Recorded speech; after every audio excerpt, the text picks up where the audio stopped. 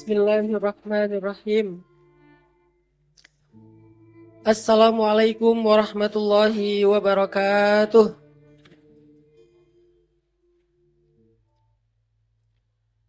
Alhamdulillahi rabbil alamin.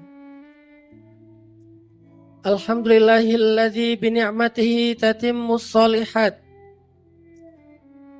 wa bifadlihi tatanazzalul khairatu wal barakat.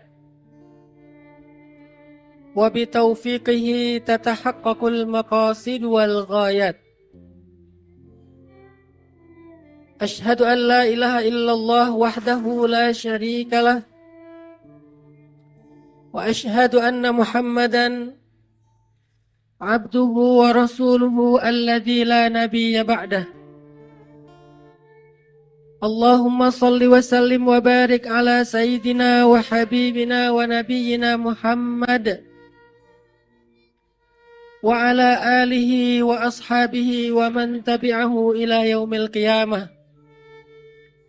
رب اشرح لي صدري ويسر لي أمري واحلل عقدة من لساني يفقه قولي.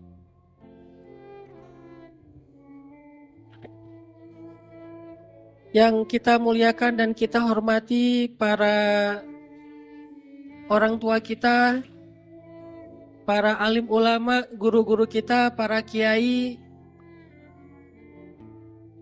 kemudian tokoh-tokoh masyarakat, kemudian anak-anak muda kota Solo, para jomblo fisabilillah yang dirahmati Allah Subhanahu wa taala. Alhamdulillah pada pagi hari ini kita bisa duduk di tempat yang sangat istimewa ini. Kita bisa duduk di Masjid Agung Surakarta untuk sama-sama belajar tentang keagungan Allah Subhanahu wa taala. Dan kita bersyukur dan berterima kasih kepada teman-teman ibu-ibu dari kajian Humaira yang telah menjadi salah satu di antara fasilitator kita pada pagi hari ini. Mudah-mudahan apa yang akan kita dapatkan pagi hari ini menjadi tajdid iman, menjadi pembaharu iman di dalam hati kita. Teman-teman yang dirahmati Allah Subhanahu wa taala, judul kita adalah obat untuk hati yang riuh. Apa sih maksudnya? Hati kita itu kadang-kadang sifatnya adalah yuqallibu dzatal yamin wa dzatas shimal. Jadi secara bahasa qalbun itu artinya yang mudah terombang-ambing. Jadi qalbun yang dalam bahasa kita disebut dengan istilah hati, itu tuh sering yuqallib dzatal yamin wa dzatas shimal. Dia sering terombang-ambing ke kanan dan ke kiri. Idza massahul khair manu'a wa idza massahus syarr jazu'a. Kadang kalau dia dikasih nikmat, dia jadi orang yang lupa diri. Kalau dikasih ujian, jadi orang yang berkeluh kesah dan berputus asa. Itulah sifat dari hati. Dia mudah sekali untuk terombang-ambing. Itulah kenapa ada doa, kita meminta kepada Allah sabatul qalb, meminta kepada Allah supaya diteguhkan hati. Ya muqallibal qulub, wahai zat yang mampu membolak-balikkan hati. Jadi hati itu mudah dibolak-balik. Sehingga kita meminta kepada Allah, ya muqallibal qulub, wahai zat yang mudah membolak-balikkan hati. Tsabbit qalbi ala dinik, teguhkanlah hatiku di atas agamamu ya Allah. Karena kita sendiri seringkali ngerasakan gak mampu untuk meneguhkan hati itu. Seringkali kita nggak mampu untuk mengontrol dan menguasai hati kita sendiri. Maka yang maha kuasa untuk meneguhkan hati kita itu cuman Allah.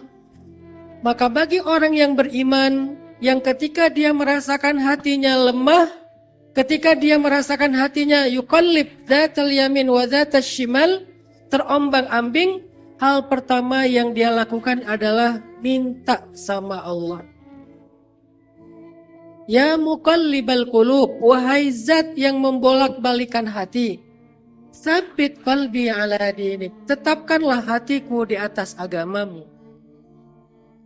Supaya hati itu teguh, tidak mudah galau. Ini anak muda, pasti galau itu menjadi salah satu di antara masalah sehari-hari. Sering kita galau. Galau soal jodoh, ya. Ada yang usianya sudah ngerasa udah masuk 30 tahun, apalagi yang perempuan di usia segitu belum punya pasangan. Sehingga akhirnya galau, kira-kira nanti saya kapan ya bisa nikah, masih ada nggak yang mau sama saya, sementara usianya udah semakin bertambah. Galau nih soal jodoh. Yang laki-laki juga demikian, galau soal karir. Saya belum punya kerjaan, saya belum punya penghasilan, gimana saya bisa menikah? Galau urusan memilih jurusan di kampus. Karena dalam sebuah riset tahun 2021, 86% mahasiswa Indonesia itu salah pilih jurusan. Yang tadinya pengen ngambil teknik, ternyata masuknya misalnya ke apa gitu ya. Sehingga akhirnya kita ngerasa, aduh saya nggak terlalu sreg nih dengan jurusan ini. Apakah saya bisa sukses kalau saya ngambil fakultas ini? Banyak lagi kegalauan kita, termasuk memilih judul skripsi, galau memilih pekerjaan, galau memilih tempat tinggal, kos-kosan. Banyak kegalauan-kegalauan yang sering muncul di dalam hati kita. Maka bagaimana cara biar hati kita itu lebih sabat, gak mudah galau, lebih mudah untuk istiqomah, lebih lurus? Maka caranya adalah ya muqallibal qulub, sabbit qalbi ala dinik. Wahai yang membolak-balikan hati, tetapkanlah hati aku di atas agamamu ya Allah. Maka teman-teman anak muda Solo yang dirahmati Allah Subhanahu wa taala, pagi hari ini kita ingin belajar tentang bagaimana mengobati hati yang sedang galau. Gimana ngobatin hati yang sedang gelisah? Gimana ngobatin hati yang sedang terluka? Gimana ngobatin hati yang lelah? Apakah cukup kalau misalnya kita sedang lelah hati, kita obati dengan staycation? Apakah cukup kalau lelah hati itu kita obati dengan healing, jalan-jalan ke tempat-tempat yang indah? Apa healingnya hati itu gimana? Biar dia bisa terobati dari luka. Apalagi hari ini banyak banget nih anak-anak muda yang alami mental issue. Anak muda sekarang sedang mengalami fenomena mental illness. Ada yang stres, ada yang depresi, gara-gara ditolak, gara-gara ditinggalin, gara-gara diputusin tanpa alasan. Akhirnya depresi, naik ke jembatan pengen loncat. Pas mau loncat galau, kayaknya kalau loncat sakit juga ya, antara loncat atau enggak. Ada yang galau curhat di sosmed, curhat di story, curhat di status. Curhatnya kadang-kadang syariat gitu ya. Hasbiyallah wa ni'mal wakil ya.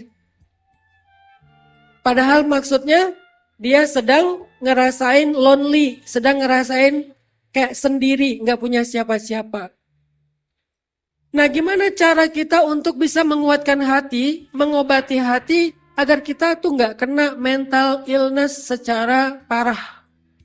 Hari ini banyak banget. Saya termasuk orang yang agak sedikit concern di bidang mental issue karena Saya punya satu rumah untuk terapi mental bagi anak-anak muda yang kena mental illness.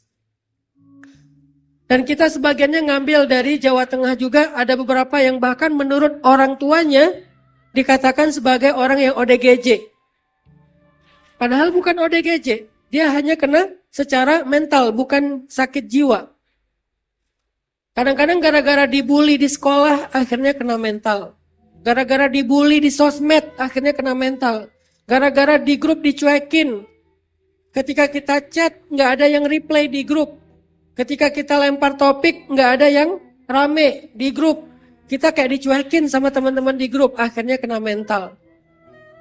Ada yang live grup, tapi kemudian bingung dan penasaran di grup lagi ngomongin apa ya. Kepo ya, akhirnya kena mental. Bahkan kita pernah mengambil beberapa pasien yang sebetulnya dia tuh cuman sedang merasakan depresi, tapi sama orang tuanya dianggap ODGJ lalu dipasung. Ada pasien kita yang dipasung selama lebih dari 1 tahun di kamar, nggak boleh kemana-mana, sampai maaf banget, saking dia udah lama dipasung, perilakunya udah nggak kayak manusia. Sampai dia makan kotorannya sendiri. Anaknya usia berapa? Sekitar 14 atau 15 tahun. Penyebab utama dia kenapa sampai kayak gitu gara-gara dia sering dibully di sekolah. Dia sering dibully di sekolah, dibilang karena dia anak yatim, gak punya ayah, diledekin karena gak punya ayah. Lama-lama mentalnya kena. Gak mau sekolah, gak mau mandi, merenung terus, mojok terus di kamar. Sama orang tuanya dikira dia kena guna-guna. Terus dituduh sebagai orang gila. Sama tetangga dibilang gila. Orang tuanya percaya, dipasunglah biar gak kemana-mana. Sampai perilakunya bukan sebagai manusia, dia makan kotorannya sendiri. Lalu kita bawa, kita terapi dengan berbagai macam terapi, baik dari sisi agama, kemudian dari sisi psikis, dan juga kita berikan kegiatan-kegiatan. Kemarin Agustus 2022, alhamdulillah setelah 6 bulan terapi, dia menjadi salah satu pengibar bendera pada saat upacara 17 Agustus. Udah survive. Nah, apa kira-kira terapi untuk orang-orang kayak gini yang selama ini kita jalankan? Ternyata hati itu punya healingnya sendiri, berbeda dengan tubuh kita. Walaupun kita alhamdulillah dan insya Allah berharap nggak sampai ke arah mental issue, cuman sekedar capek, lelah hati, kecewa, sedih, sedikit terluka, tapi tetap kita perlu cari tahu gimana ngobatin hati kita yang sedang terluka. Gimana ngobatin hati yang sedang kecewa kepada seseorang, yang bahkan cenderung gak percaya dengan siapapun, trauma. Ada orang yang gak mau nikah karena dia trauma pernah diputusin. Karena dia pernah trauma diselingkuhin. Karena dia pernah trauma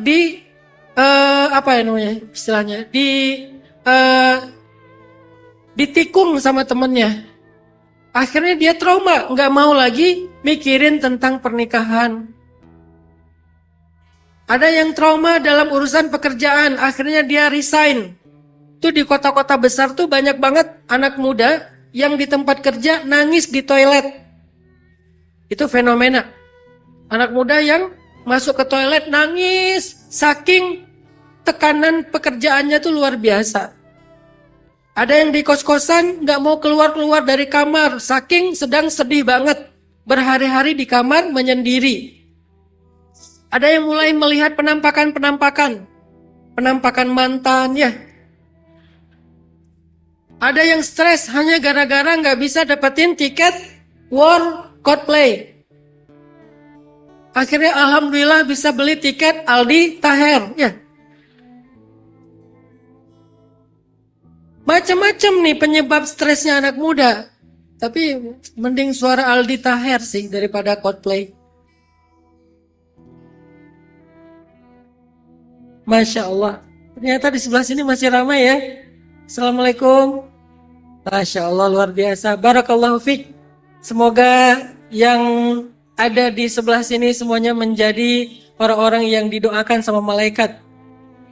Udah berjuang sabar ya di luar ruangan utama, tapi mereka sabar, semoga kesabarannya berbuah hasanah di dunia dan di akhirat. Nah, gimana caranya kalau kita lagi galau? Semua kita pasti merasakan kayak gitu, ngerasakan hati yang gak tenang, ngerasakan rasa kecewa, terluka dan seterusnya. Apa sih obatnya? Apa sih terapinya menurut Islam? Pertama, teman-teman yang dirahmati Allah SWT, obat hati itu adalah Al-Quran. Obat hati yang pertama itu adalah Al-Quran. Allah menyebut Al-Quran di dalam satu ayat dengan istilah wasyifa'un lima fis sudur. Al-Quran itu syifa, bukan dawa. Apa bedanya syifa dengan dawa? Kalau dawa, obat. Ada obat yang kalau kita makan, kita minum, bisa sembuh, bisa enggak. Relatif. Itu namanya dawa. Tapi kalau syifa, kesembuhan. Kalau dawa, obat. Kalau syifa, kesembuhan. Obat yang pasti nyembuhin itu namanya syifa. Dan Allah nggak mengatakan Al-Quran sebagai dawaun, tetapi Allah mengatakan Al-Quran sebagai syifa'un lima fis sudur, sebagai obat yang pasti bisa menyembuhkan apa yang menjadi masalah di dalam dada kita. Al-Quran itu obat yang Allah jamin syifa, pasti bisa menyembuhkan luka di dalam hati kita. Ini Allah sendiri yang menjamin, Allah sendiri yang menulis resepnya. Jadi bukan jarene, bukan cenah, bukan katanya.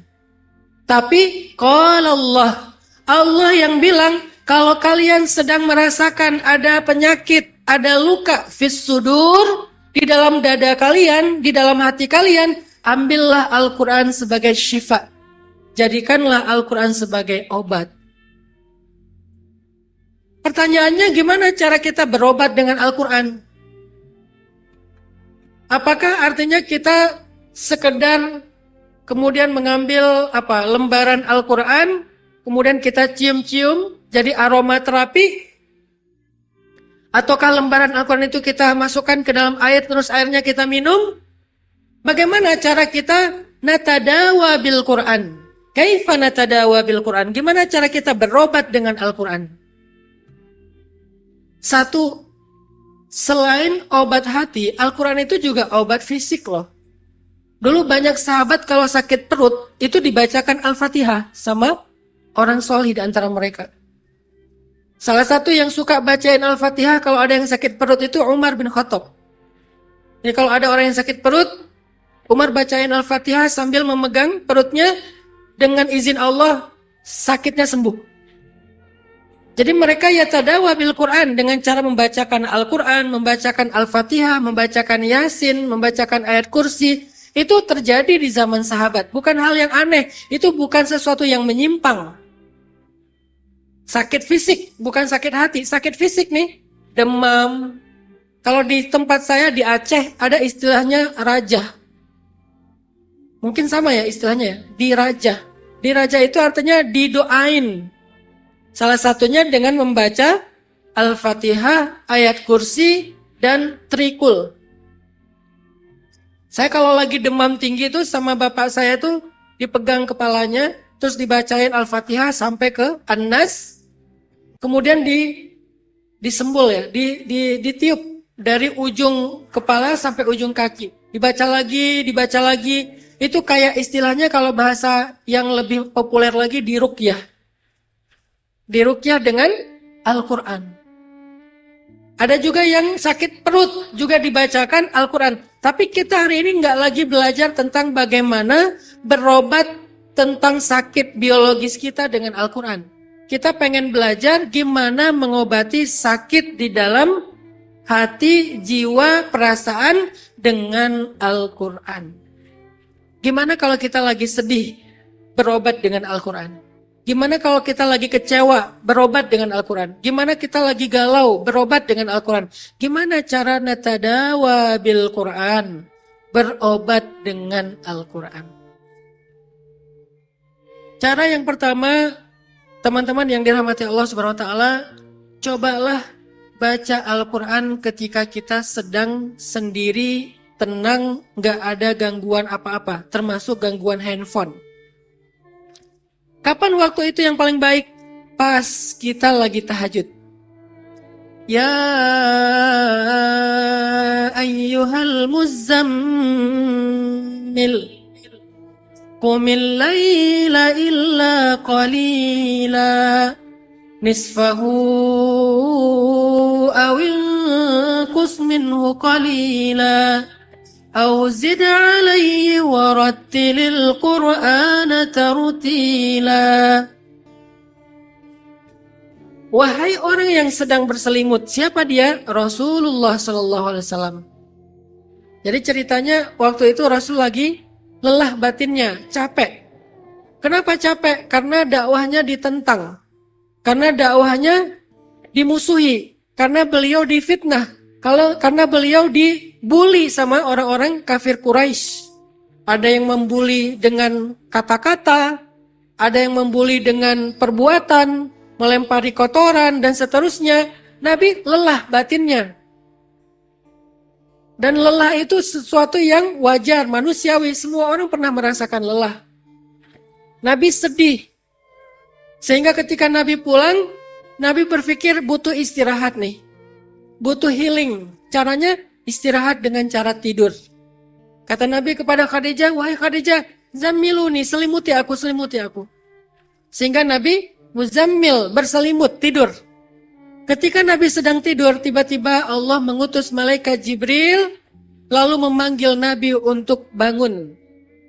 Ya ayyuhal muzammil, wahai orang yang lagi istirahat dengan cara tidur.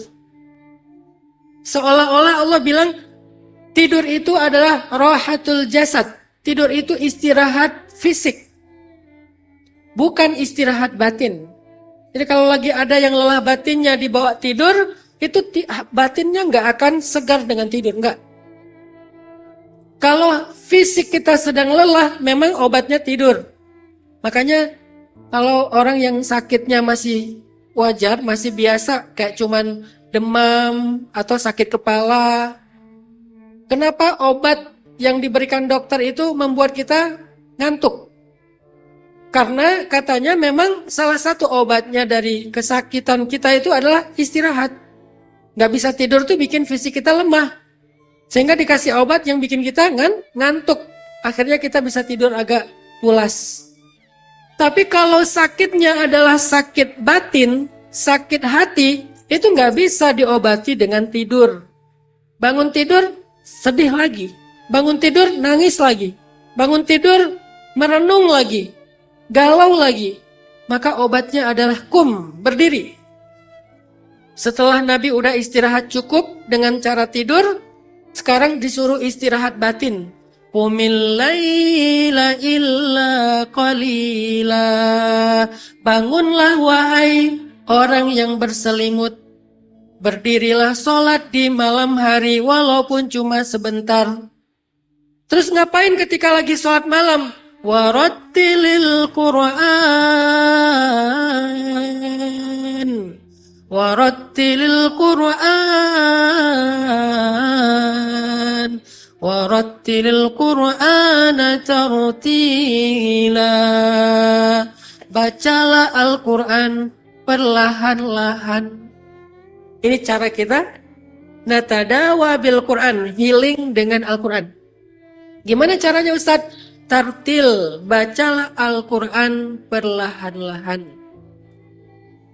Allah bilang di dalam surat Al-Qiyamah, La tuharrik bihi lisanaka lita'jala bih. Inna alayna jam'ahu wa qur'anah. فَإِذَا قَرَأْنَاهُ فَاتَّبِعْ قُرْآنَهُ ثُمَّ إِنَّ عَلَيْنَا بَيَانَهُ لَا تُحَرِّكْ بِهِ لِسَانَكَ lita'jala bih. Janganlah engkau menggerakkan lisanmu untuk buru-buru dalam membaca Al-Quran. Jadi salah satu cara kita healing dengan Al-Quran adalah membaca secara tartil. Gimana baca tartil, Ustadz?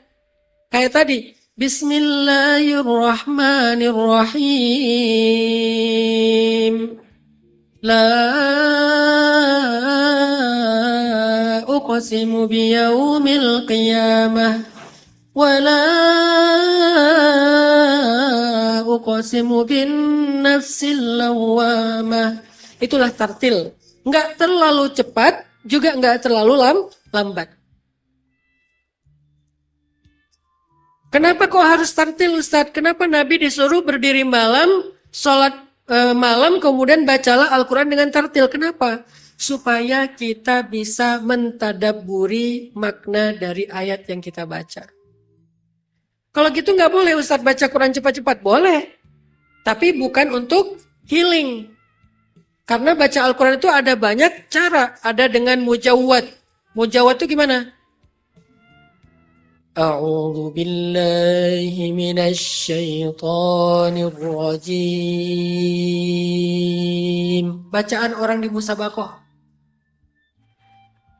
Bismillahirrahmanirrahim. Bacaan mujawwad. Ada yang cara seperti itu dengan irama. Saya dulu pernah kayak gitu waktu masa-masa ikut musabaqah. Ada yang bacanya sangat cepat. Kenapa bacanya sangat cepat? Mereka biasanya orang-orang yang sudah hafiz Al-Quran. Biar bacaannya banyak. Sehari mereka perlu murajaah Al-Quran sampai sekian juz. Alif Lam Mim. Dzalikal kitabu la raiba fihi hudan lil muttaqin alladzina yu'minuna bil ghaibi wa yuqimuna sholata wa mimma razaqnahum yunfiqun walladzina yu'minuna bima unzila ilaihi, dan seterusnya. Mereka orang yang membaca Al-Quran dengan bacaan cepat supaya bisa dapat 20 menit 1 juz. 1 jam dapat 3 juz. Sehari kadang-kadang mereka membaca sampai 10 juz. Itu juga boleh karena targetnya berbeda. Dapat pahala, jadi ibadah, jadi zikir, jadi melancarkan hafalan, menjaga Al-Quran di dalam pikiran kita. Itu targetnya itu. Tapi kalau targetnya untuk healing, targetnya untuk mengobati luka hati, bacanya beda lagi tekniknya. Allahu la ilaha illa huwal hayyul qayyum.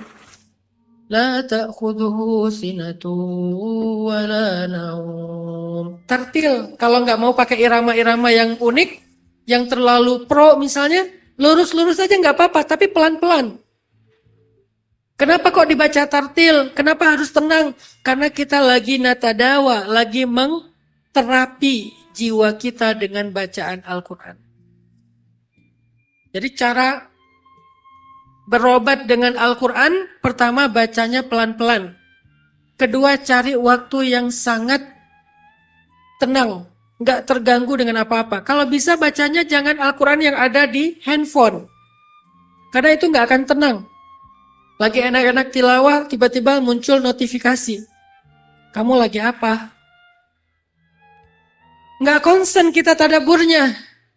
Kita pikir nih yang mana sih ayatnya? Galau, udah sampai di ayat berapa? Gara-gara di atas muncul notifikasi. Boleh pakai handphone? Boleh. Tapi sinyalnya, kuotanya di-offin dulu pakai airplane mode. Jadi nggak ada notifikasi yang muncul. Lebih bagus lagi pakai mushaf. Ustadz, kita lagi haid. Jadi kita nggak bisa memegang Al-Quran. Dengarkan. Kan sekarang banyak bacaan-bacaan Al-Quran di YouTube, di Instagram, kalau yang agak panjang di YouTube sama di Spotify. Dengarkan, cari bacaan yang paling sesuai dengan taste selera kita.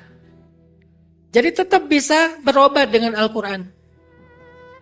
Kalau mereka yang hafiz Al-Quran, ya nggak perlu menyentuh Al-Quran. Karena kan dilarang menyentuh mushaf dalam keadaan kotor atau dalam keadaan haid. maka dia tidak perlu menyentuh, tapi hafalannya ada. Kalau kita yang nggak punya hafalan, kita dengarkan. Tapi baca atau dengarkan Al-Quran secara tartil, murattal. Yang kedua gimana caranya Ustadz? Yang kedua cari waktu yang tenang. Sendiri, jangan ke distract dengan yang lain-lain. Kita sambil nyetir dengan Al-Quran, tapi ada banyak yang ngobrol, itu nggak akan jadi healing. Tapi jadi ibadah, ya. Karena mendengar aja jadi ibadah. Kalau mau serius nge-healing, cari waktu khusus kita dengarkan atau kita baca sendiri. Yang ketiga, cara healing dengan Al-Quran, carilah ayat-ayat yang kita udah tahu artinya. Kita udah kenal maksudnya. Kita udah membaca terjemahnya. Atau ayat-ayat yang tematik sesuai dengan masalah kita. Apa masalah kita? Oh, masalah saya Ustadz tentang masalah pasangan. Saya nggak punya siapa-siapa, saya sendiri. Baca tuh surat Al-Qasas. Kisah Nabi Musa ketika beliau pergi ke Yordania, ke Madian, dan nggak punya siapa-siapa sampai ketemu dengan istrinya di sana. Kita tadabburi kisahnya. Oh, ternyata cara dapat pasangan itu bukan curhat di sosmed. Cara dapat pasangan itu bukan joget di TikTok.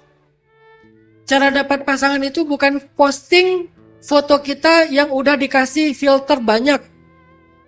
Filter sampai 5. Sampai akhirnya wajahnya diedit, hidungnya diedit, kulitnya diedit, lama-lama bukan lagi kita, jadi avatar. Ya. Pas dilihat nih cewek Korea mana nih? Pas ketemu langsung, beda ternyata ya. Lebih keren aslinya. Kenapa? Karena terlalu banyak editan. Bukan gitu cara dapatin pasangan. Cara dapatin pasangan itu adalah seperti Nabiullah Musa. Rabbi inni lima anzalta ilayya min khairin faqir. Minta sama Allah, lalu berbuat baik. Sehingga ketika berbuat baik, pasti akan menjadi kebaikan yang dikenal orang lain. Karena Nabi Musa pernah berbuat baik, bantu seorang perempuan, 2 orang perempuan yang sedang memberi minuman ternak, akhirnya salah satu dari perempuan itu kelak menjadi istri beliau. Kita tidak akan berkisah itu karena panjang. Intinya adalah belajar dari surat Al-Qasas. Ustadz, gimana cara kita cari tahu tema-tema Al-Quran? Karena kita bukan seorang ahli tafsir. Di mana kita cari tahu? Googling. Saya langsung ke teknis saja ya. Coba googling, cari ayat galau. Ayat masalah jodoh, ayat masalah hutang, ayat sakit hati, ayat merasa sendiri, ayat kisah ini, ayat kisah itu. Kita cari. Yang paling gampang sekarang googling aja. Atau tanya ke chat GPT, AI ya. Tapi kalau tanya di AI kadang-kadang yang dikeluarkan bukan ayat Al-Quran, tapi kitab yang lain gitu. Takutnya salah referensi. Jadi mending tanya di Google ayat Al-Quran tentang masalah A misalnya. Kok bisa gitu Ustaz? Karena kita butuh tema. Al-Quran itu turunnya secara tematik teman-teman. Al-Quran tidak turun sekaligus kepada Nabi. Tapi turunnya berangsur-angsur. Kenapa kok diangsur? Kok nggak langsung sekaligus Ustaz? Biar bisa cepat khatam. Karena Al-Quran turun sesuai dengan peristiwa atau tema yang sedang dialami Nabi dan para sahabat. Jadi Al-Quran itu turunnya tematik. Baru setelah itu disusun oleh Nabi dengan wahyu dari Allah.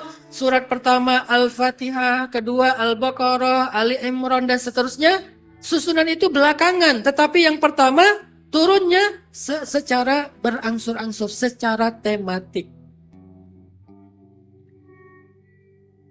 Kenapa kok turunnya secara tematik? Karena tujuan Al-Quran diturunkan itu bukan hanya untuk dibaca, tapi tujuannya untuk jadi petunjuk. Dzalikal kitab la raiba fihi Hudan lil muttaqin. Al-Quran itu adalah Alkitab, isinya la raiba fih, yang tidak ada keraguan tentang kebenarannya, hudan, petunjuk. Ini ada mukjizat Al-Quran tentang hubungan ayat dengan ayat. Coba nanti teman-teman perhatikan. Surat Al-Baqarah itu sebelumnya surat apa? Surat Al-Fatihah. Salah satu hubungan antara surat Al-Baqarah, terutama pembukaannya, dengan Al-Fatihah adalah di Al-Fatihah kita meminta diberikan petunjuk. Ihdinas siratal mustaqim. Ya Allah, tunjukkan kami jalan yang lurus. Ya, kita minta dikasih petunjuk. Ya Allah, tunjukkan kami jalan yang lurus, kata kita di surat Al-Fatihah. Allah jawab di surat Al-Baqarah. Dzalik. Pakai isim isyarah, artinya kata tunjuk. Ihdinas siratal mustaqim. Ya Allah, tunjukkan kami jalan yang lurus, kata Allah. Dzalik. Itu yang kamu minta. Al-kitabu la raiba fih. Sebuah kitab yang tidak ada keraguan dalam kebenarannya. Hudan lil muttaqin. Petunjuk yang kamu minta untuk orang yang taat kepada Allah. Berarti permintaan kita di surat Al-Fatihah langsung dijawab oleh Allah di surat Al-Baqarah. Minta ditunjukin, Allah tunjuk. Dzalik. Maka dengan itu, setiap kali kita baca Al-Fatihah, kita sekarang jadi ngerti apa maksud petunjuk yang kita minta setiap sholat. 17 kali minimal kita minta petunjuk dalam sehari. Ya Allah, tunjukkan jalan yang lurus. Ya Allah, tunjukkan jalan yang lurus. Allah bilang, dzalik, itu tuh Al-Quran, petunjuk. Ketika kita sholat subuh, ihdinas siratal mustaqim, ya Allah, saya capek banget semalam. Kemarin banyak masalah. Allah bilang, baca Al-Quran. Di waktu zuhur, ya Allah, ini lagi banyak banget kerjaan di kantor. Ihdinas siratal mustaqim. Allah bilang, dzalik, baca Al-Quran. Di waktu asar, ya Allah, capek banget kerjaan di kantor tadi. Belum beres, mau dibawa pulang ke rumah aja, dikerjain di rumah.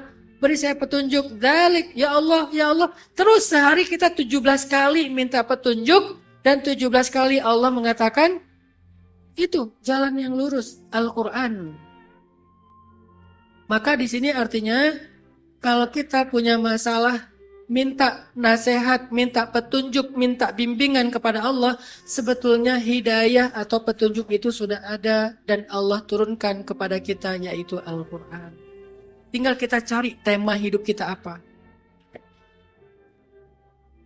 Ayat tentang merasa kayak gak punya siapa-siapa, merasa ditinggalkan. Gimana ayatnya? Wadduha wallaili idza saja ma wadda'aka rabbuka wa ma qala. Tuhanmu gak pernah ninggalin kamu dan gak pernah benci kepadamu. Itu ayat untuk kita yang sedang merasa sendiri, ditinggalin, gak punya siapa-siapa. Artinya apa? Ada yang gak pernah ninggalin kita, teman-teman, jangan sedih. Ada yang gak pernah benci, gak pernah marah sama kita, jangan sedih. Siapa dia? Allah. Sehingga manusia bisa aja ninggalin kita. Manusia biasa aja marah sama kita, kecewa sama kita, left group dari grup kita. Tapi Allah gak pernah left. Allah gak pernah left, gak pernah ninggalin kita ketika kita lagi butuh-butuhnya, gak pernah.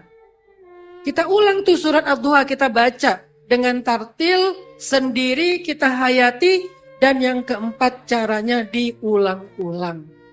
Baca berulang-ulang ayat itu. Ini yang saya lagi sampaikan adalah tutorial ya, how to. Kalau bahasa para ulama itu ijazah. Sedang diajarkan bagaimana caranya. Tutorial healing dengan Al-Quran. Tutorial kaifiyah natadawa bil Quran. Berobat hati dengan Al-Quran.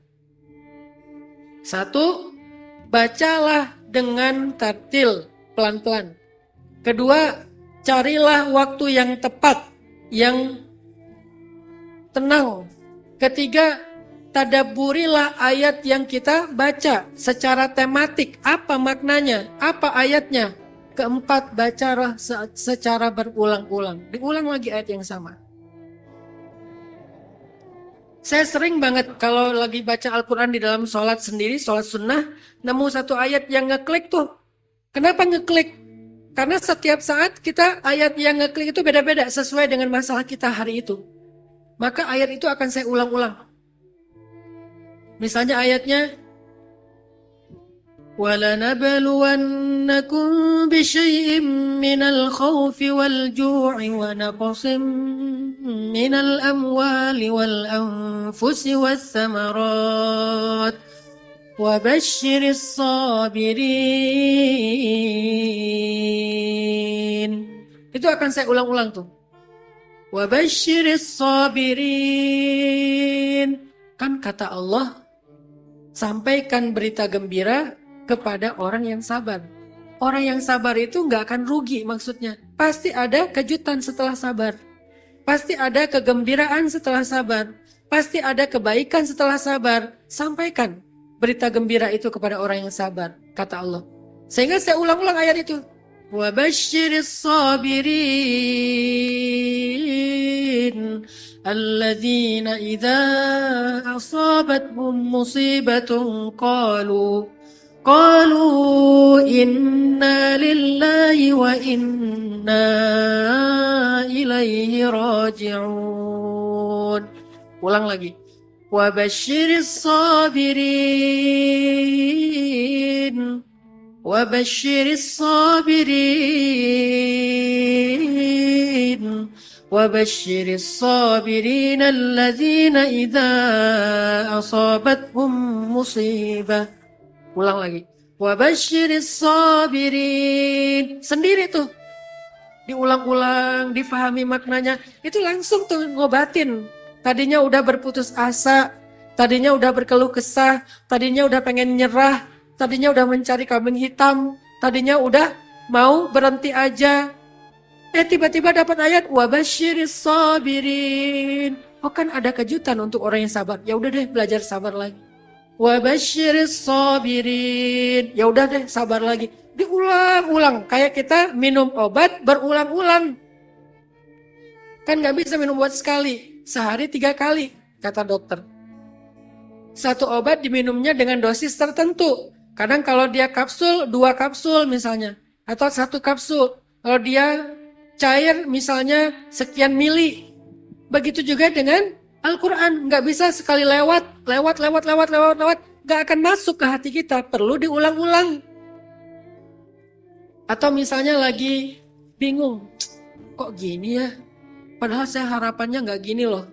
Ekspektasi saya bukan gini, kenapa hasilnya gini ya? Akhirnya ngulang-ulang ayat yang sering banget saya bacakan dan mungkin di sosial media sering muncul tuh. Apa ayatnya? وَعَسَىٰ أَن تَكْرَهُوا شَيْئًا وَهُوَ خَيْرٌ لَكُمْ وَعَسَىٰ أَن تُحِبُّوا شَيْئًا وَهُوَ شَرٌّ لَكُمْ وَاللَّهُ يَعْلَمُ وَأَنْتُمْ لَا تَعْلَمُونَ. Diulang lagi. Dan bisa jadi kalian benci sesuatu, kok gini sih? Kok hasilnya seperti ini? Apa sih maksudnya semua ini? Saya kecewa banget dengan hasil ini. Bisa jadi kalian benci sesuatu, padahal itu baik untuk kalian. Kita nggak ngerti. Ulang lagi. Padahal saya pengennya gini nih, tapi kok nggak dapat ya? Bisa jadi kalian menyukai sesuatu, padahal itu buruk untuk kalian. Kok bisa kayak gitu sih? Kan saya berharap yang ini, kok jadinya yang ini? Dan Allah lebih tahu, sedangkan kalian tidak tahu. Diulang lagi. Wallahu ya'lam. Wallahu ya'lamu wa antum la ta'lamun. Udah gitu direnungkan. Diulang lagi. Wallahu ya'lamu wa antum la ta'lamun. Diulang lagi. Berapa kali Ustadz? Sayyidah Aisyah, istri Nabi, pernah mengulang satu ayat dari habis subuh sampai duha. Satu ayat. Aisyah mengulang satu ayat di dalam surat Al-Qamar kalau nggak salah. Saya lupa ayatnya. Famanallahu alaina wa waqana adzabas samum.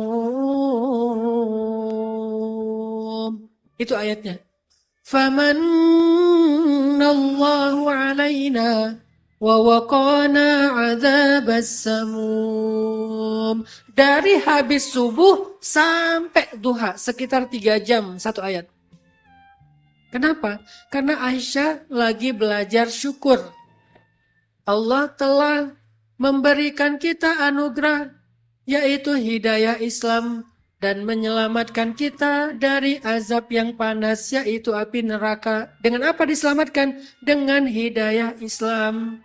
Allah mengutus Nabi, Allah menurunkan Al-Quran, Allah menyusun syariah, Allah mengajarkan kita dengan dakwah. Allah terus ngasih kita nikmat untuk menyelamatkan kita dari api neraka. Sehingga Sayyidah Aisyah merasa sangat beruntung menjadi orang yang mendapatkan hidayah. Sehingga supaya bisa bersyukur dan merasa beruntung, merasa happy, merasa grateful, akhirnya Sayyidah Aisyah mengulang-ulang ayat tentang nikmat Allah. Famanallahu alaina wa waqana adzabas samum. Seringkali kita berkeluh kesah teman-teman gara-gara kita pikir hidup kita itu gak nikmat. Soalnya kita ngelihat nikmat itu hanya dari sisi materi. Orang lain naik kendaraan apa, kita apa gitu ya, dibanding-bandingin. Orang lain punya jajan sekian, kita nggak punya jajan sebanyak itu. Kita sering membandingkan nikmat hidup dari sisi materi. Lalu kita baca ayat, Inna a'tainakal kautsar. Apa itu al-kautsar? Nikmat iman. Apa itu al-kautsar? Nikmat hidayah. Apa itu al-kautsar? Nikmat Islam. Apa itu al-kautsar? Nikmat taubat. Nikmat ampunan dosa. Nikmat pahala. Nikmat akhirat. Itulah al-kautsar. Sedangkan yang lain itu nikmat yang sedikit. Dunia itu nikmat yang qalil. Dunia itu nikmat yang sedikit. Tapi akhirat nikmat yang katsir. Kautsar, nikmat yang banyak. Sehingga ketika kita ngerasa hidup kita sempit, hidup kita kurang nikmat, kurang materi, baca ayat ini berulang-ulang. Akhirnya kita merasa menjadi orang yang paling beruntung. Iya ya. Buat apa ya kalau misalnya Allah kasih saya materi yang banyak, tapi saya nggak dapat hidayah. Tapi saya masih kufur sama Allah. Tapi saya masih jauh dari Allah. Tapi saya nggak tahu cara sholat. Tapi saya nggak pernah berzikir kepada Allah, mengingat Allah. Buat apa semua nikmat kalau itu menjauhkan saya dari Allah? Ingat hidayah, ampunan. Dulu saya nggak pernah ke masjid, sekarang jadi punya semangat ke masjid. Itu nikmat dari Allah. Taufik namanya. Dulu saya nggak bisa baca Quran, sekarang saya udah rajin baca Quran. Itu nikmat dari Allah. Setiap hurufnya 10 kebaikan. Kita baca ulang-ulang ayat Al-Kautsar sehingga menjadi orang yang merasa beruntung. Jadi ulang-ulang ayat yang sama teman-teman. Cari temanya, ulang-ulang ayatnya. Inilah cara kita natadawa bil Quran. Healing dengan Al-Quran. Satu, healing itu Al-Quran. Yang kedua, healing itu apa Ustadz? Jadi kita bahas 3 aja. Healing hati itu apa Ustadz? Yang kedua dengan zikrullah. Ala bidzikrillah. Ala bidzikrillahi tatmainnul qulub. Bukankah dengan zikrullah hati itu menjadi tumakninah? Apa itu tumakninah? Tumakninah itu sakinah. Sakinah itu tenang, enggak zilzal, enggak muqallib zatal yamin wa zatal shimal, enggak terombang-ambing. Hati itu menjadi tumakninah, tenang, enggak merasa khawatir yang berlebihan. Lukanya mulai disembuhkan. Gimana cara nyembuhin luka hati? Zikrullah, zikir kepada Allah. Terus tutorial zikir yang diajarkan Al-Quran itu gimana Ustadz? Fadhkurullah zikran katsira. Berzikirlah kepada Allah dengan zikir yang banyak. Alladzina yadhkuruna Allah qiyaman wa qu'udan wa ala junubihim. Ingat Allah ketika berdiri, ingat Allah ketika duduk, ingat Allah ketika berbaring. Wadzakirin Allah katsiran wadzakirat. Orang yang ingat Allah sebanyak-banyaknya, laki-laki dan perempuan. Coba perhatikan kalimat-kalimat zikir di dalam ayat tadi. Semuanya mengandung makna banyak. Allah kalau bilang was-shaimina was-shaimat, enggak pakai kata banyak. Wal qanitina wal qanitat, enggak pakai kata banyak. Wal mutasaddiqina wal mutasaddiqat, enggak pakai kata banyak. Puasa, salat, sedekah, apalagi ibadah-ibadah yang lain, enggak ada kata banyak. Tapi begitu pakai kalimat wadzakirin, orang yang berzikir, ada kata-kata wadzakirinallaha katsiran wadzakirat. Orang yang berzikir laki-laki dan perempuan dengan zikir yang banyak. Ada kata banyak. Fadhkurullaha dzikran katsira. Ingatlah Allah sebanyak-banyaknya. Berarti zikir yang healing itu harus banyak. Gak boleh sedikit. Berapa banyak itu Ustadz? Minimal sehari 3.000. Minimal sehari 3.000. Itu nggak banyak sebetulnya 3.000. Tapi untuk riyadhah awal kita belajar cukuplah 3.000. Gimana 3.000-nya Ustadz? Cara kita berzikir, bawa ini kemana-mana. Tasbih. Ada tasbih yang jumlahnya 100. Kalau zikirnya pengen lebih ringan lagi, pakai tasbih digital. Ada yang bentuknya cincin, macam-macam ya. Ini namanya alat untuk memudahkan kita dalam berzikir. Ini bukan bid'ah ya. Ini adalah alat kita berzikir. Karena kalau nggak pakai alat kita suka lupa.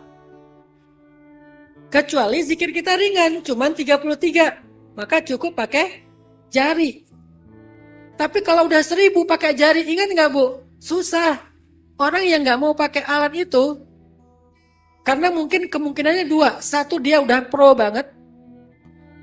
Kedua, emang zikirnya nggak banyak. 1, dia udah pro banget, makanya nggak butuh alat lagi. Yang kedua, dia zikirnya emang terbatas, cuma 133 kali 3. Udah segini aja. Tapi kalau zikirnya udah ribuan, agak susah pakai jari. Begitu udah 33. Kayak udah keberapa ya tadi ya? Kayaknya udah 1.000 deh. Padahal baru 150. Rasanya udah 1.000. GR. Akhirnya zikirnya nggak bisa banyak. Ya udah Ustaz, nggak usah dihitung, sebanyak-banyaknya aja. Tetap butuh dihitung. Kenapa? Karena kita pengen latihan. Ada angka minimal. Zikir itu ada yang hitungannya muqayyad, sudah dihitung. Ada zikir yang sifatnya mutlak, sebanyak-banyaknya. Kita sendiri yang bikin hitungannya. Makanya pakai ini atau pakai tasbih digital. 3.000 sehari. Tutorialnya ini yang saya jalankan. Bukan wajib kayak gitu ya. Bisa punya cara sendiri. Dimulai ba'da subuh.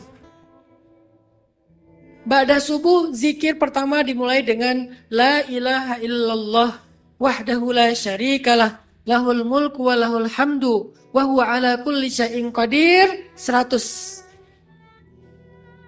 La ilaha illallah wahdahu la syarikalah lahul mulku wa lahul hamdu wa huwa ala kulli syai'in qadir 100 minimal. Kenapa 100? Karena hadisnya, siapa yang membaca zikir tahlil ini 100 kali di waktu pagi atau di satu hari, maka baginya 1.000.000 kebaikan. Alfu alfi hasanah, 1.000.000 kebaikan. Dihapuskan 100 keburukan. Diangkat 100 derajat. 1 derajat dengan derajat yang lain di dalam surga jaraknya khamsumi'ati amin rihlah. 500 tahun perjalanan.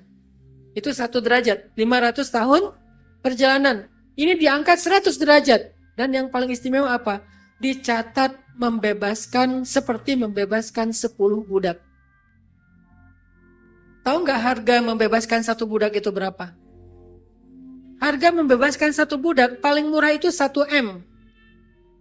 1 budak di zaman Nabi itu paling murah 1 kilogram emas. 1 kilogram emas sekitar 1 miliar kalau sekarang. Itu 1 budak. Kalau budaknya yang mahal kayak Bilal ketika dibebaskan Abu Bakar, harganya di atas 3 miliar. 1 budak harganya 1 miliar. Kalau kita zikir yang tadi di waktu pagi, pahalanya seperti membebaskan 10 budak. Artinya pagi-pagi kita udah sedekah 10 miliar Bapak Ibu. Mau sedekah 10 miliar di waktu pagi? Nah sekarang nih habis taklim, coba tuntaskan zikir la ilaha illallah wahdahu la syarikalah lahul mulku walahul hamdu wa huwa ala kulli syai'in qadir 100. Berapa lama Ustadz zikir itu sampai 100? Kurang lebih sekitar 10 sampai 15 menit. Selesai 100. Beres zikir itu 100, lanjut apa? Lanjut sholawat. Kalau saya pribadi, sholawat sehari ditargetkan minimal 300. Gak boleh tidur malam kalau belum minimal 300. Kalau waktunya leluasa, nggak banyak kegiatan, 1.000 minimal. Sehari 1.000 sholawat. Antara 300 sampai 1.000. Kemudian setelah sholawat, istighfar. Kalau istighfar lebih leluasa, bisa 2.000. Karena dia cepat. Astagfirullah, astagfirullah, astagfirullah, astagfirullah, astagfirullah, astagfirullah, astagfirullah, astagfirullah, astagfirullah. Akhirnya, tapi walaupun cepat perhatikan bacaan yang benar ya. Kemarin saya ke Habib Umar Al-Mutahhar di Semarang. Beliau cerita, ada orang dikasih ijazah zikir, ya latif, ya latif, ya latif. Saking cepatnya lama-lama jadi relatif ya. Bukan ya latif jadi relatif. Saking cepatnya. Ada yang dikasih ijazah baca ayat kursi. Dia datang tanya, saya banyak hutang, saya banyak masalah, rumah saya sering kemalingan, toko saya sering kemalingan. Apa amalannya? Dikasih sama gurunya, baca ayat kursi. Akhirnya setelah setahun dia datang katanya, toko saya sekarang udah gak pernah kemalingan lagi. Hidup saya udah nikmat, rezeki saya mengalir. Wah, apa yang kamu lakukan? Saya amalkan ayat kursi, saya baca. Berapa kali? 1.000 kali. Hah? Gimana baca ayat kursi 1.000 kali di dalam sholat? Saya sholat, beres Al-Fatihah, saya baca ayat kursi, ayat kursi, ayat kursi, ayat kursi, ayat kursi. Karena dia orangnya polos, orangnya nggak berilmu, kan orang yang ahli surga itu banyak yang polos ya. Kan hadisnya sebagian besar yang masuk surga itu karena dia orangnya polos, nggak punya sakit hati, nggak punya iri.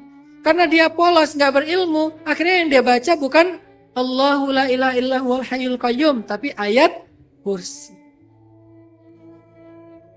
Jadi berzikir dengan kalimat astagfirullah, astagfirullah, astagfirullah, astagfirullah, astagfirullah, astagfirullah sebanyak minimal 1.000 kali sehari. Lalu apalagi? La ilaha illallah. Kalau tadi la ilaha illallahnya panjang, kalau sekarang pendek. La ilaha illallah, la ilaha illallah, la ilaha illallah, la ilaha illallah. 1.000 kali juga. Udah 3.000 lebih tuh. 3.100, sholawat 1.000, istighfar 1.000, tahlil atau la ilaha illallah 1.000. Dilanjutkan nanti ada zikir-zikir tambahan, misalnya zikir tentang urusan rezeki. La haula wala quwata illa billah, la haula wala quwata illa billah, la haula wala quwata illa billah. Berapa? 100 misalnya, 200 seleluasa kita, sebanyak-banyaknya Bapak Ibu, teman-teman sekalian. Minimal 3.000 sehari. Barulah hati kita akan menjadi tenang. Coba dawamin deh, akan ada banyak keajaiban terjadi dalam hidup kita kalau udah dawam zikir minimal sehari 3.000. Minimal 3.000. Sehingga kita jadi orang yang selalu healing ya, ingat sama Allah gitu. Walaupun kita nggak lagi gini, tapi ingat karena udah dibiasain. 3.000 sehari minimal. Yang ketiga, cara kita healing adalah dengan tafakkur ayat-ayat Allah. Kalau Al-Quran tadi tadabbur, kalau ini tafakur. Apa yang ditafakuri? Ciptaan Allah. Mentafakuri ciptaan Allah. Jadi kalau kita lagi jalan-jalan kemana gitu ya, itu niatkan untuk tafakur. Kemarin Habib Muhammad ditanya, ngapain sih weekend ke kebun binatang? Kata beliau, saya ke kebun binatang untuk mentafakuri sifat-sifat kebinatangan. Agar saya tahu, oh hewan itu gini sifatnya. Oh hewan itu rakus. Oh hewan itu rebutan makanan. Oh hewan itu curang. Oh hewan-hewan dan seterusnya. Saya ingin mengeluarkan sifat kehewanan dari diri saya. Tafakur. Kemanapun kita pergi, kita tafakur. Ketika kita di jalan, kita tafakur. Semalam saya lagi dari Semarang ke Solo, ngelihat bulan di tol tuh, bulan indah banget, walaupun bukan purnama tapi dia kayak gede, rendah, sehingga pas saya lihat bulan itu saya jadi melihat kebesaran Allah.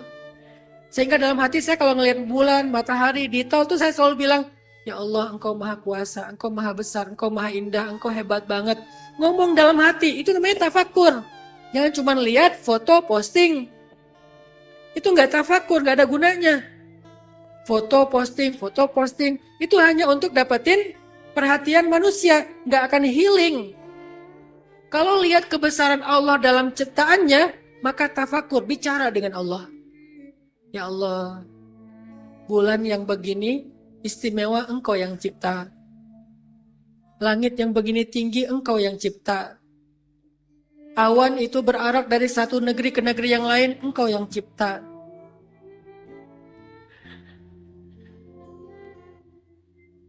Jangan lupa mention ya. Gunung yang begitu kokoh gagah Engkau yang cipta. Hewan yang begitu sempurna Engkau yang cipta. Tafakur, ngomong dalam hati kita dengan Allah. Harus berkomunikasi, berdialog, curhat sama Allah ketika kita tafakur. Itu cara tafakur yang benar. Ngomong sama Allah. Ngomongnya apa Ustaz? Bicarakan kekaguman kita kepada Allah. Bicarakan kekaguman kita kepada Allah. Kita sering banget ngomong sama manusia, udah kurang ngomong sama Allah. Sering curhat sama manusia, kurang curhat sama Allah. Sekarang bicarakan kekaguman kita kepada Allah. Belajar mengagumi Allah, itu penting. Apa hubungannya Ustaz dengan healing hati? Karena hati itu merasa lelah, karena dia terlalu mengagumi manusia, mengagumi makhluk, akhirnya dia lelah. Hati gampang terluka karena dia sering berharap kepada manusia, akhirnya kecewa. Maka dengan tafakur, kita lagi membangun kekaguman di dalam hati kita kepada Allah yang gak mungkin mengecewakan daripada kagum kepada makhluk. Mulai belajar pelan-pelan. Bicara aja pakai bahasa kita kepada Allah. Allah, Engkau indah banget. Engkau sempurna banget. Engkau maha kuasa. Gak ada yang mudah, gak ada yang mustahil bagimu. Gak ada yang susah bagimu. Gak ada yang sulit bagimu. Kita ngomong kepada Allah ketika ngelihat sesuatu dari ciptaan Allah. Sehingga muncullah rasa kagum di dalam hati kita. Kagum itu akan jadi obat dari berbagai macam penyakit hati. Maka 3 cara healing ketika hati kita sedang terluka. 1, tadawa bil Quran. Berobatlah dengan Al-Quran. Baca, tadabbur, hayati, ulang-ulang ayat sesuai dengan kebutuhan tema kita. Al-Quran. Baca dengan renungan, baca dengan suara yang pelan, baca dengan khusyuk. Yang kedua, cara healingnya adalah dengan fadhkurullaha dzikran katsira. Zikir itu yang banyak. Gak boleh kurang dari 3.000 sehari. Gak boleh. Kenapa? Zikir itu obat hati, teman-teman. Kalau kurang dari 3.000, hati kita masih keras. Beda sama ulama-ulama solih, mereka hatinya udah lembut. Kalau kita hatinya keras, penyakitan, sehingga butuh obatnya lebih banyak dosisnya. 3.000 aja kurang sebetulnya. Ulama-ulama kita aja yang solih udah 10.000 lebih. 100.000. Saya kenal Habib Syarif di Bandung. Ayah beliau kalau bulan Ramadan khatam Al-Quran 60 kali. Bulan Ramadan khatam Al-Quran 60 kali. Sehari 2 kali khatam Al-Quran. Caranya baca Al-Quran sehari 20 jam. Cuman 3 jam istirahat. 20 jam baca Quran. 10 jam 1 kali khatam. 1 jam 3 juz. 20 menit 1 juz. Itu normal. Saya juga mampu 20 menit 1 juz. Cuman gak mampu sekali duduk khatam. Hebatnya beliau sekali duduk khatam 30 juz. 10 jam sekali duduk. Sehari 20 jam baca Al-Quran full. Sebulan khatam 60 kali. Tahun berikutnya 59 kali. Tahun berikutnya 58 kali. Ketika beliau hanya mampu mengkhatamkan Al-Quran dalam bulan Ramadan di 1 tahun itu 52 kali, beliau ngomong ke anaknya, "Le," kata beliau, "ini tahun terakhir ayah khatam Al-Quran. Ini kayaknya udah waktunya," kata beliau. Sehingga bulan Syawal beliau wafat. Jadi terakhir kali beliau khatam Al-Quran di bulan Ramadan 52 kali. Itu karena udah sakit-sakitan, tapi 52 kali sakit-sakitan. Kita yang sehat walafiat, sekali juga akhirnya didelay ke bulan Syawal. Nggak dapat lagi. Zulqa'dah belum beres juga. Zulhijjah baru khatam Ramadan tahun depan. Beliau sakit-sakitan khatam 52 kali, lalu wafat. Itulah zikir yang banyak kayak gitu tuh. 3.000 itu ringan teman-teman. Coba praktekin dulu Riyal tuh 40 hari. 3.000. Yang terakhir, cara healing adalah dengan tafakur. Apa yang kita tafakuri? Kebesaran Allah, bukan kebesaran makhluk. Kita pergi ke Dubai, ngelihat gedung-gedung yang tinggi. Kita tafakur tentang arsitek. Kita pergi ke mana ngelihat teknologi yang canggih. Kita tafakur tentang IT, teknologi. Kita ngelihat aplikasi, AI. Berarti kita mentafakuri kebesaran manusia. Ngelihat gedung, mentafakuri kebesaran manusia. Ngelihat teknologi, mobil, kendaraan, segala macam. Handphone, mentafakuri kebesaran manusia. Hari-hari kita mentafakuri kebesaran manusia dan kagum kepada manusia. Apakah kita sudah memberikan waktu kita untuk kagum kepada Allah? Yang lebih sempurna, yang lebih canggih, yang lebih indah, yang lebih agung karya-karyanya, ciptaan-ciptaannya. Coba berikan waktu untuk itu. Untuk belajar kagum sama Allah. Sehingga kekaguman kita kepada Allah akan mengurangi rasa kagum kita kepada makhluk yang berlebihan. Yang membuat hati kita sering kecewa dan terluka. Tafakur. Dalam tafakur, bicara sama Allah. Ya Allah, indah banget ya sore hari ini. Engkau ciptakan matahari, warnanya jingga, awannya bersih. Sesekali ada satu garis awan, justru itu membuat cahaya matahari semakin indah. Ya Allah, Engkau sempurna banget. Aku berserah kepadamu. Aku bertawakal kepadamu, aku pasrah kepadamu. Itu hasilnya kayak gitu. Pasrah kepada Allah. Mudah-mudahan 3 hal ini bisa menjadi healing buat anak muda. Saya nggak ngomongin hal-hal yang fikih atau akidah.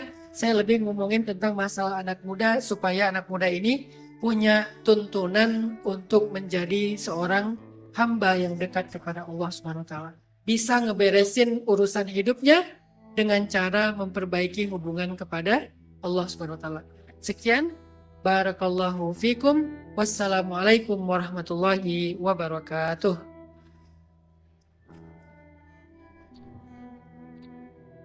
Insyaallah tabarakallah. Insyaallah. Terima kasih pada Ustaz Renan Ataki. Semoga dari apa yang beliau sampaikan menambah khazanah keilmuan untuk kita dan tentunya menambah kecintaan kita untuk kemudian pada Quran dan mengamalkannya.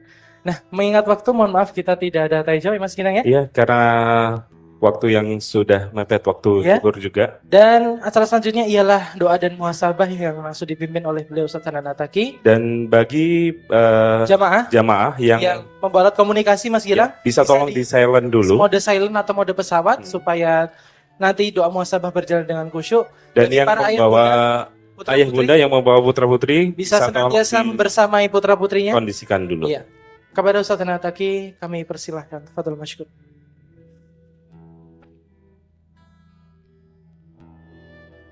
Bapak Ibu, teman-teman sekalian, yuk kita berdoa, jangan pulang dulu karena doa itu sama pentingnya dengan taklim. Kita selama ini udah 1 jam mendengar ilmu, sekarang waktunya kita meminta kepada Allah supaya ilmu yang kita dengar itu benar-benar bermanfaat. Benar-benar bisa menjadi petunjuk dalam hidup kita. Maka doa itu sama dengan kayak apa ya? Wadahnya ilmu atau kuncinya ilmu, doa. Dan salah satu adab berdoa, nih sebelum kita berdoa biar tahu adabnya dulu. Salah satu adab berdoa yang paling penting itu adalah berdoalah dengan yakin. Jangan berdoa dengan ragu. Berdoalah dengan yakin. Yakin apa? Yakin Allah Maha mendengar. Yakin Allah pasti mengabulkan. Pasti mengabulkan. Gak mungkin gak dikabulkan. Kadang dikabulkan persis seperti yang kita minta. Kadang dikabulkan dengan lebih baik dari yang kita minta. Yakin Allah mendengar. Yakin dikabulkan. Yakin Allah Maha Kuasa untuk mewujudkannya dalam kehidupan kita.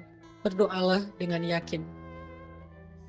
A'udzu billahi minasy syaithanir rajim. Bismillahirrahmanirrahim. Alhamdulillahi rabbil alamin. Ar-Rahmanir-Rahim. Maliki yaumiddin. Iyyaka na'budu wa iyyaka nasta'in. Ihdinas siratal mustaqim. صراط الذين أنعمت عليهم غير المغضوب عليهم ولا الضالين.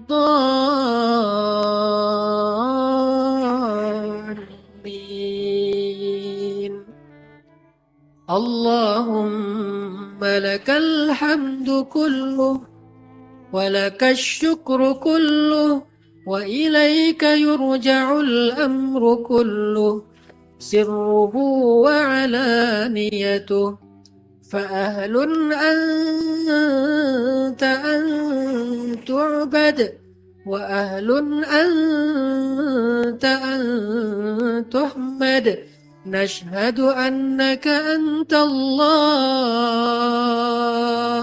لا إله إلا أنت المتوحد في الجلال بكمال الجمال تعظيما وتكبيرا. اللهم صل وسلم وبارك على سيدنا محمد وعلى آله وأصحابه أجمعين.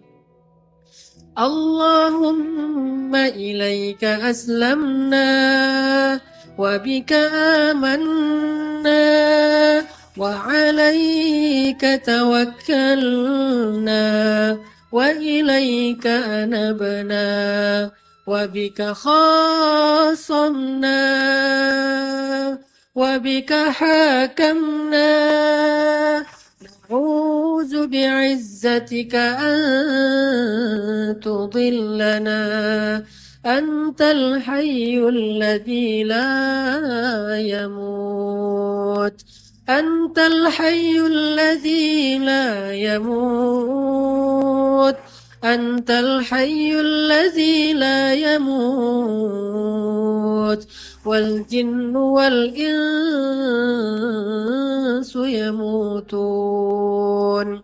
اللهم اغفر لنا ذنوبنا ولوالدينا ولوالدينا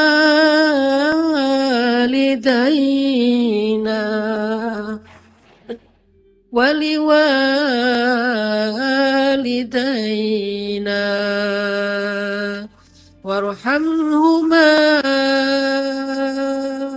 وارحمهما كما ربيانا صغارا يا رحمن يا واسع الرحمة يا حي يا قيوم يا حي يا قيوم يا حي يا قيوم برحمتك نستغيث أصلح لنا شأننا كله ولا تكلنا إلى أنفسنا طرفة عين. Teman-teman yang dirahmati Allah Subhanahu wa taala. Coba niatkan di dalam hati kita masing-masing. Apa permintaan kita kepada Allah? Seandainya Allah bertanya kepada kita saat ini, ya ibadi, sal tu'tah, mintalah kepadaku maka aku akan memperkenankan permintaan kalian. Maka cobalah kita sadarkan dalam hati kita wujudkan dalam hati kita apa permintaan kita kepada Allah. Jika Allah bertanya kepada kita saat ini, wahai hambaku minta, maka engkau akan mendapatkan apa yang kau minta. Apa yang kira-kira akan kita minta sama Allah? Coba bicara kepada Allah di dalam hati kita. Minta sama Allah. Allah, ampunkan dosa saya. Ya Allah, maafkan kesalahan saya. Ya Allah, udah sekian tahun saya berdosa, saya jauh darimu. Ya Allah, saya sering meninggalkan sholat.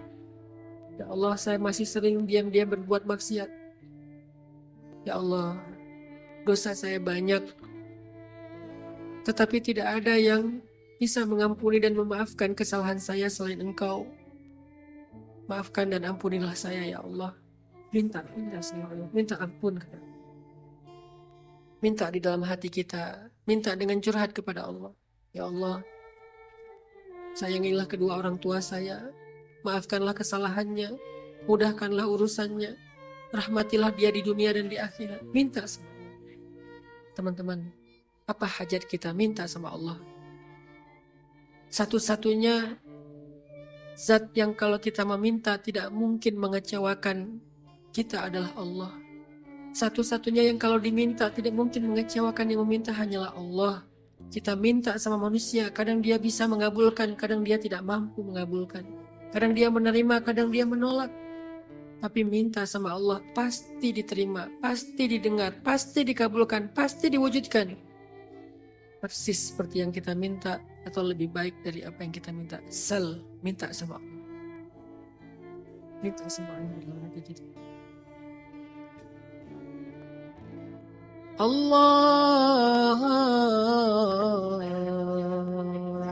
Allahumma a'ti kulla wahid minna mas'alatah. Ya Allah, kabulkanlah setiap orang di antara kami hari ini hajatnya, permintaannya, doanya. Allahumma a'ti kulla wahid minna mas'alatah. Allahumma qadi kulla wahid minna hajatah. Ya sami'ud du'a, ya qadiyal hajat, ya alimun lima fis sudur, ya Rabbana. ربنا آتنا في الدنيا حسنة وفي الآخرة حسنة وقنا عذاب النار وأدخلنا الجنة مع الأبرار يا عزيز يا غفار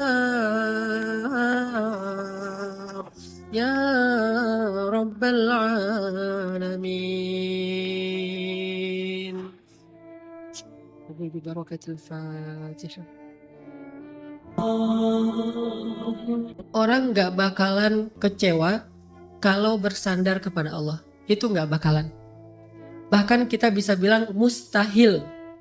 Mustahil seseorang itu kecewa gara-gara berpegang, bersandar, menyerahkan dirinya kepada Allah. Itu mustahil.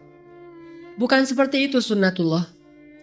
Karena siapapun yang berserah diri kepada Allah, maka dia telah berpegang kepada tali yang paling kokoh. Wa man yuslim wajhahu ila Allah. Wa man yuslim wajhahu ila Allah wa huwa muhsin faqad istamsaka bil urwatil wuthqa wa ila Allahi aqibatul umur. Siapa yang menyerahkan dirinya kepada Allah dan dia senantiasa berbuat baik, maka sesungguhnya dia telah berpegang kepada tali yang paling kokoh dan kepada Allah segala urusan dikembalikan. Jadi nggak ada orang yang kecewa kalau dia berpegang kepada Allah. Masalah apapun, masalah rezeki, masalah jodoh, terutama yang kedua. Kalau kita bergantung kepada Allah dalam urusan jodoh, maka insya Allah kita nggak akan kecewa. Mak comblang yang paling baik itu adalah Allah. Kalau mak comblangnya Ustadz, kadang-kadang ngecewain. Ustadz, ini CV saya. Oh ya, kriteria yang kamu cari seperti apa? Saya emang gak susah-susah Ustadz, standar-standar aja. Ya standar yang gimana? Yang tingginya 180, yang kulitnya bening, sampai kalau minum kelihatan airnya ngalir gitu, transparan.